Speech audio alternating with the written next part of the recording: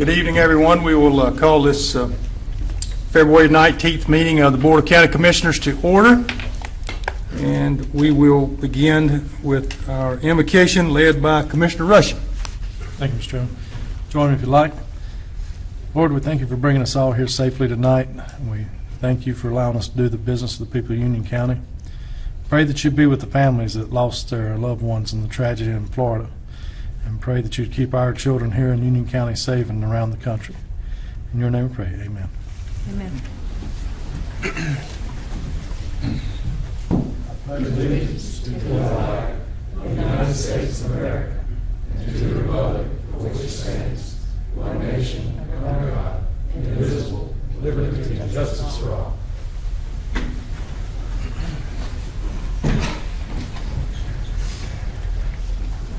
We have a list of employees to recognize who have tenured service, and we will start with Christina Allison in the County Manager's Office, 5 years. Timothy Sherlin, Public Works, 5 years. Sam Steele in Public Works, 5 years. And Joshua Tucker in the Sheriff's Office, 5 years. In Human Services, Denise Courtney has been with us 15 years. Julie Broom in Human Resources, 15 years. Christy Balcom in the Sheriff's Office, 15 years. Evelyn Cox in Register of Deeds, 20 years. Lisa Cureton in Human Services, 20 years. And Rhonda McManus in Human Services, 25 years. We have some retirements in the month of February. Kathy Newland with Human Services was with us 23 years. Pauline Sharon with the Sheriff's Office, 13 years. Officer Thompson, William Thompson, Sheriff's Office, 25 years. And Cynthia Locke, Human Services, 7 years. So we appreciate their commitment to Union County and their service to us. And at this time, I will turn it over to the County Manager for an introduction. Thank you, Chairman and Commissioners. Mr. Hart, if you would please come forward to the podium. Today is Blake Hart's first day with us as our Budget Division Director in Administrative Services. Mr. Hart comes from us, he's a native of North Carolina. He actually comes to us from Mecklenburg County. As I told him today when he and I had an opportunity to talk, is that we're glad that they're becoming our training field and that we're having more and more individuals coming over to Union County. He earned his, graduated from Brigham Young University with a BA in Economics and earned his Master's of Public Affairs from Western Carolina University. As I indicated, he was with Mecklenburg County for 13 years, part of that time in the Management and Budget Office, as well as Social Services as their business manager. In 2012, he served as the president of the North Carolina Local Budget Association, and in 2013 was chosen as Charlotte's top leader under 40. And he's published works in both Government Finance Review and the International Social Science Review. And he is a local resident of Waxhaw with his family. So we'd like to welcome Mr. Hart to our organization. Thank you for having me here. Welcome. Look forward to working with you. Thank you. Me as well. Thank you. Our next item, the Government Finance Officers Association of the U.S. and Canada, known as GFOA, has announced that Union County has received the Distinguished Budget Presentation Award for its fiscal year 2018 budget. In order to receive this award, Union County had to satisfy nationally recognized guidelines for effective budget presentation. These guidelines are designed to assess how well an entity's budget serves as a policy document, a financial plan, an operations guide, and a communications device.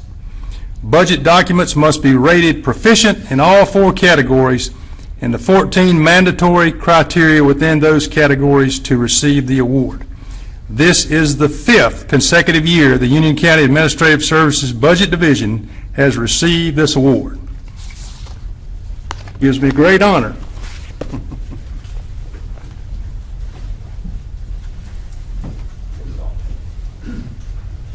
Yates, should we step out? Sure.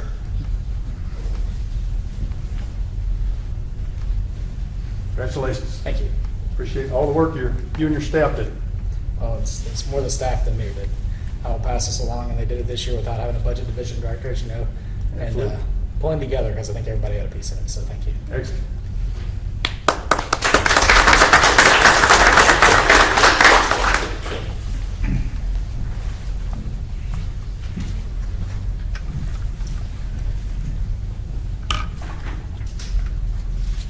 That leads us to our informal comments. We have one individual signed up, Denise Petrusis, who wishes to speak regarding the Truffle Plaza rezoning. Yes, now? Yes, ma'am. Okay, all right. And just as a point of order, typically we don't take comments after we've had a public hearing, but since Denise has graced us with her presence tonight, we're going to let her talk. And if there's anybody else out there that would like to speak on that subject, we'll allow you to do that as well. So, Right. Denise, you're on. Thank you very much. And I'll keep these comments very short. Basically, I'm here as a Chatsworth homeowner as well as the previous HOA board president, just to once again let all of you know that our position is that we're hoping you will deny the Truffle Plaza rezoning, which is on your agenda tonight under new business, or under old business. So that's the only comment that I have. Thank you very much. Thank you for your time. Anyone else cares to speak? Thank you.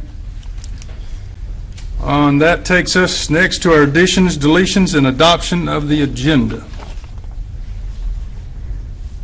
Mr. Chairman, Yes, Commissioner Rushing. the item number 23, the rezoning for Truffle Plaza. As of now, we're not sure really what's going to happen with the road situation there, so I'd like to remove that from the agenda tonight, please, Okay. so we can get more information from our partners and the municipalities of how much right-of-way is going to be needed. Okay. We also have a request to remove item 22 relative to the minutes from the consent agenda. Any other additions, deletions? Motion to approve as amended.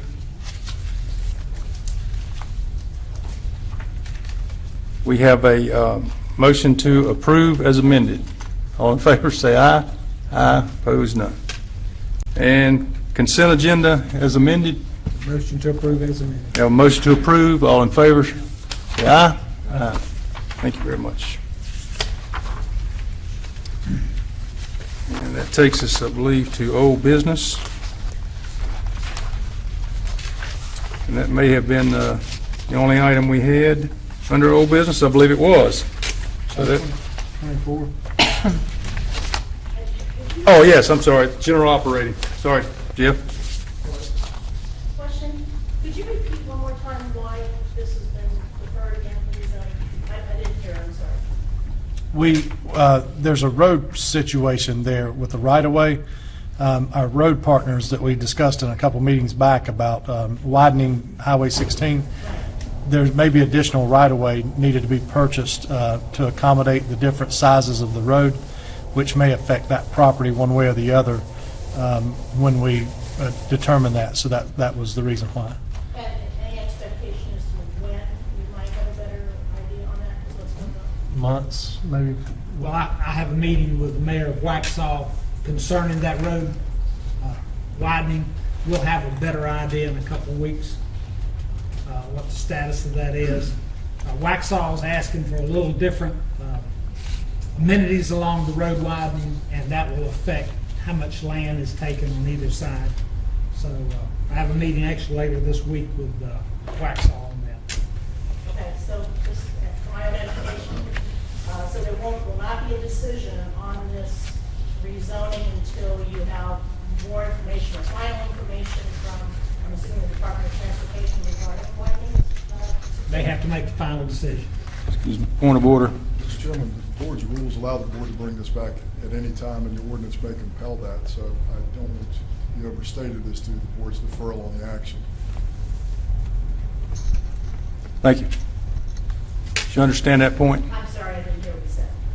He indicated that the board can bring it back at any time. It's not dependent upon any action by DOT or the town of Waxhaw or anything else. It's our decision to make, and so we can bring it back at any time. Okay, and can I assume that the planning department It will be on the agenda just as it was tonight. Okay. Yes. Thank you for the clarification. You're quite welcome. Mr. Yates, you had awed me so with your fantastic performance earlier, I almost forgot you for your second one. So, Well, I appreciate that. Thank you. Mr. Chairman, Commissioners, what we have for you tonight is the second installment of our initial projections. As you remember, we presented about mid-January our first cut. So now we have an additional month of data, and that's what I want to talk about tonight. I want to go through kind of where we are with our FY 2018 year-end projection, the 2019 revenues in total, ad valorem taxes. I have initial penny values for you tonight, the local option of sales tax, and then kind of expenditures in total. And I just want to point out a few things. We've made some assumptions along the way during this process to try to give you as realistic look at it as we possibly can. And I'll talk about those as we get to them. So as you know, as we get longer in the process, the projection will get stronger because we have more known data. For instance, the departments are finishing up submitting their budgets, so we'll have initial look at the requests for 2019, not just a forecasted number coming up in the next month or two. So I just wanted to keep that in mind as you look at these. These are projections, and based on what we know in history and what actual has been, not necessarily what's going to be requested coming up. So the general fund revenue, this comes in at about, forecasted to year-end about 169, almost $170 million. And forecast in 2019 is about 177. And this is based on the new ad valorem value. This is based on sales tax growth and so forth, as well as our other revenues. And you can see our original budget's about 167.3, give or take, and that's what it carried forward as revised also. So we're going to be about probably $2 million, $2.5 million ahead in revenue, which is to be expected given the process for estimating ad valorem and kind of our estimate on sales tax. And I want to talk about sales tax in just a moment because it's kind of, there's an interesting trend going on, so we'll get to that in just a second. Ad valorem taxes, you can see we're projected to end the year at about 69.5. That's a little down, I think, from the last time we showed you this projection for 18, and that's with a January number that was a little weaker than expected, but not beyond any beyond a reasonable expectation. So it wasn't shocking; it just was a little down, a little further than what we had expected. And then our forecast 2019 number, based on your current tax rate and based on the current estimate of values, is about 72.4. So what does that mean as far as your penny? Well, we have here for you kind of the breakout of the penny value. You can see real property, personal property, public services, and motor vehicles. I wanted to show you based on our TR1. And the TR1 is what we report to the state after we've actually billed, and it's our year-end actualized number. So that table across the top you see there really represents what the actual penny value was for each of those years. And if you remember back during our budget discussions, we felt like our penny was probably going to be around 2.45 for the year. Well, based on the actual billing and everything coming in and all the known values for 2018, that number came in a little higher than anticipated. Now, this is the unadjusted number across the top for you, because remember, we have to adjust it for collections. So the 2.531 that you see there is going to actually be around that 2.5 number, give or take, depending upon the actual collections. So looking into next year, our adjusted penny value at this point is estimated to be about 2.58. And that means then your tax rate, whatever your tax rate will yield at that value. And as we go back, then when we were looking at this ad valorem tax table, that 72.4 million forecast for 2019 represents, based on that penny value, collection rate of, and this is one of the areas we made an assumption of about 99.25%. You'll yield about $72.4 million. I wanted to mention the collection rate, working with Van in his office. He's been continually working that number over the last few years, and we've been working around a 98.5 collection rate, 98.5. We felt really strongly coming up that we may be able to push that number up. We may want to have a little bit of discussion about that as we get further along in the process as to where we're comfortable. But at this point, we're comfortable with projecting that 98.25 collection rate. So that's part of what's driving the increase in the penny value. Then in addition, having the growth in personal property and the growth in real property that you saw there, as well as a little bit of growth in the public service area. Local option sales tax, we've enjoyed pretty good growth in this. You can see in the actual numbers where we jump in going from 2017 to 2018, and we've been growing right around 4 to 5 million a year. We experienced really nice growth from the allocation change. We saw about $3 to $4 million growth for that. And even with that adjusted out, we expect to see probably about a 6% growth in sales tax.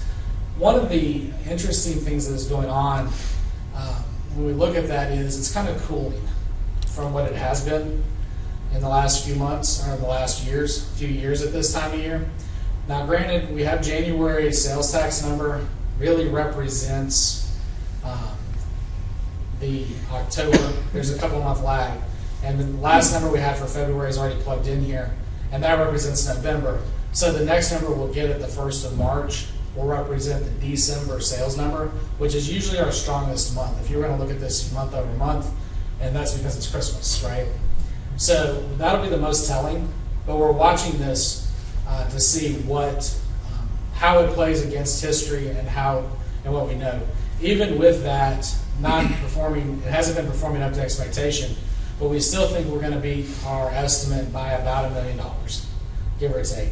That will change as we get more. Because of that lag, we only have about 4 months worth of data we're working with at this point, so we'll know more in the coming months as far as sales tax. We've built in some projection into that for 2019 based on historical growth, again adjusted for that $3 million one-time jump from the allocation method change. So we believe we'll be right around 48.8 for next year. So that's pretty strong growth. And those two areas, the ad valorem growth and the sales tax growth, are what are driving your total revenue growth. If you remember going back, you're looking at real growth between the forecast and this year and next year of right around $8 million. So a big chunk of that is driven by those two areas. And then general fund expenditures, based on history and forecasting using our current staffing levels and so forth and annualization, what we're looking at is about 161.2 million of expenditures, and the forecast for 2019 is at 158.9. The big difference between this projection for next year and the last one is I went ahead and took out the capital number. If you remember, in 18's budget, we have about $5 million budgeted for ongoing or for PAYGO capital funds. Well, that's yet to be determined, so we didn't want to assume that you as a board would have any PAYGO for next year. So we went ahead and took that out of the equation. So the 2019 forecast at this point has no PAYGO capital funding built into it. And that's why you see a little dip going from 18 to 19. But we feel that's right in line. If you follow the trend line across the total, you can see we feel like we're going to be right in line with what we have been historically, working through those different things. So just some closing thoughts. Again, more time will provide better data. During the next couple of months, we'll continue that refinement process as we continue to work on those. We have the initial tax base estimates, and the way that we normally would do that is we will meet with Robin and Van and Van's staff and my staff, and we'll continue to work those numbers to try to turn those estimates into more concrete estimates. And then the March estimates will give us our first look at the requested budgets, and it'll include another month of actual data. So once we get the close of February and the March data, we feel like we'll be in an even better position to give you estimates. So with that, I'll just turn it to you guys for any questions you may have. So penny value now is 2.58. Our working penny value right now, and this is already adjusted for collections, is 2.581941.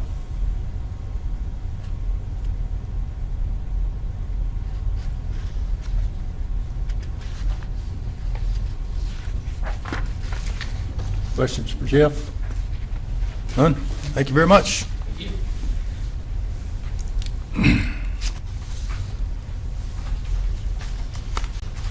Now on to new business and item 25. I believe that's Commissioner Helms. Yes, first part of the week, I had my phone rang off the hook with concerns about railroad crossing closings extended from Matthews all the way to MLK. And it created some traffic nightmares. And after looking into that, you know, it's unusual for consecutive railroad crossing closures. And what I'm asking is how can we as a county facilitate a change to ensure that our public has proper notification? And I know that Mr. Vines did an excellent job in getting it out on our media, and Facebook and things like that, but a lot of people got caught with that situation. In looking into how we can do better, I think the county needs some processes on tracking this. I know that we were given a notice on about January 3rd, I think it was, Manager, Yes. that we were going to have closures during this quarter. Well, you need more precise.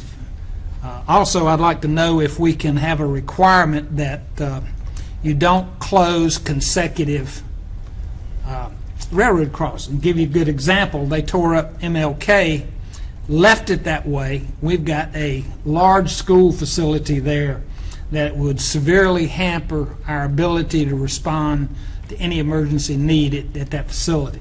And I think with proper planning, we can do much better. But the county has to modify some of its processes to ensure that we notify the actual dates. I was told during the conversation that the railroad's federal. We don't have any control over that. So I've reached out to Congressman Pittenger's office, and they willingly accepted the opportunity to research this and find out what we can do to ensure the safety of our citizens and our children, because it totally divided the county. And so, like I said, I spoke to Jeff earlier, and I spoke to the manager as well, and I realize we're severely handicapped because of this, because the federal and the DOT, because I think it's applicable whether DOT is going to change multiple. I talked with the Sheriff's Department, they weren't notified. I talked with Fire, they weren't notified. And talked with the comm center. They got notification after they'd closed. So we've got to do something different. We have to do everything because we are limited on what we can force. So I would ask staff from a legal perspective to, in the near future, give us an idea what our options are. Is that fair, Manager? Yes, sir. Go, Dave. Yes, Okay. sir.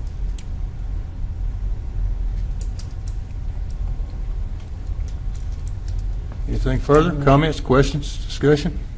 We need to vote on that. I think it's appropriate for a vote. Okay, motion? I make a motion that we request staff to do an investigation on what our capabilities are to ensure the safety of our citizens by the control of closure of roads and or railroad crossings. Okay, we have a motion. Any further discussion? Hearing none, all in favor say aye. Aye. Opposed? None. Thank you. Next, we have a couple of appointments to the Union County Parks and Recreation Advisory Board. David Spafford and Mike Como. Their term expires in February 2018, and both have submitted applications for reappointment. Mr. Chairman. Commissioner Helms. You'll defer to Commissioner Rush. Okay. Motion to reappoint Mr. Spafford and Mr. Como to the Parks and Recreation Advisory. All those in favor say aye. Aye. Thank you very much. Takes us to our manager's comments. No comments this evening? Commissioner Akmus. I have no comments. Commissioner Rushing. Thank you, Mr. Chairman. With the concerns over what happened in Florida, I spoke to the sheriff, and after the presentation they gave us a few weeks back, and spoke with the chair of the school board, Melissa Merrill, and we talked about some of the things maybe that can be done or some of the things that they are doing. And I just want to reassure the public that our law enforcement officers are looking into things that we can do in our local schools. As you know, in North Carolina, employees and volunteers at the school system with concealed carry permits are allowed to carry on school grounds in their vehicles locked, but not inside of buildings of any type. There's been discussion in the legislature of changing something with teachers and with other officials, and if that happens, our sheriff's ready to do some qualification training and things of that nature. We also discussed of hiring off-duty officers and retired officers as substitute teachers and other staff. The law allows law enforcement officials and law enforcement officers to carry on school property even inside the buildings. So that would be an addition that the schools could do with money that they currently use to provide protection inside the schools and assistance to resource officers. And then procedures and plans are already in place, and future things are being planned, and those things were discussed with the sheriff, but best not put out in public, of things that they already do in the schools to keep our children safe. And he said our elementary schools are some of the safest there are, just with policies that they have. So I want to thank the sheriff and the school board chair for listening and talking with me about that today, and we look forward to helping them in the future make some plans to keep our kids even safer. But it is a tragedy what happened in Florida, and just hope that anything like that never happens here, and just pray for those families. Thank you, Mr. Chairman. Mr. Helms. And Mr. Chairman, I forgot to mention one thing earlier that I mentioned to you, and Certainly. I'd like to. Certainly. Back last year at budget time, we funded some repeaters for making communications in our schools more accessible. Law enforcement tells us that in several of our, I think it's about a half dozen of our schools that have difficulties in the radios working out there, and the repeaters would fix that. We funded that back in 1st of July. And what I ask is that, and I spoke with the manager earlier today on this, I'd ask that we come up with a formal schedule when we're going to get this done. I think you told me that RFP was in process. Yes, sir. So I think I'd like to see a timeline on when this is going to be accomplished, and I think this school shooting just highlights the importance of it, and I don't want to look back after the fact and say if we'd only got that accomplished, we might have made things different. So. And we can bring that schedule back to you at the next meeting. After you and I spoke today, I did speak to staff today, and one of the issues was we were having to work with the schools to get floor plans, et cetera, as to where the antennas needed to be, et cetera. And one of the complications, even with respect to the RFP, is anyone who responds to that is going to have to come in, and they can't take the plans with them. We don't want anyone to have our school plans out there. So we're having to make special accommodations, but I'll be happy to bring something back at our next meeting. Thank you. Other than that, have a good evening. Sure. I would just certainly the Florida incident is on the minds of everyone, and thankful to Commissioner Rushing and Commissioner Helms for bringing those points forward, indicate that this board is working on issues that are related that may apply here to our county. That's all my comments, and I will make a motion that we adjourn. All in favor say aye. Aye.